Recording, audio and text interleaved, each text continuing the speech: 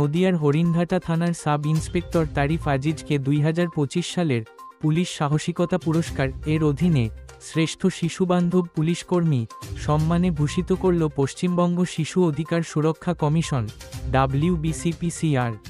সোমবার কলকাতায় এক অনুষ্ঠানের মাধ্যমে রাজ্যের নারী ও শিশু কল্যাণ মন্ত্রী শশী পাজা তার হাতে পুরস্কার তুলে দেন। কলকাতা থেকে ফেরার পর রানাঘাট পুলিশ জেলার SP অফিসে তাকে সংবর্ধিত করেন পুলিশ সুপারিনটেনডেন্ট আশিস মৌর্য। এই সম্মান প্রাপ্তির কারণ তারিফ আজিজের নিষ্ঠা ও দক্ষতা। তিনি বহু সংবেদনশীল মামলা যেমন শিশু নির্যাতন, যৌন নিগ্রহ ও নিখোঁজ শিশুদের উদ্ধার কাজে বিশেষ ভূমিকা নিয়েছেন। তার মানবিক ও শিশুবান্ধব দৃষ্টিভঙ্গির জন্য তিনি প্রশংসিত।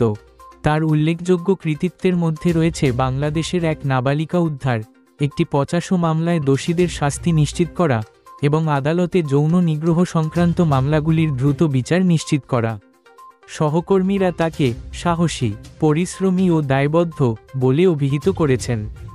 WBCPCR এর এই পুরস্কার শিশু সুরক্ষার ক্ষেত্রে তার নিরলস পরিশ্রমের স্বীকৃতি।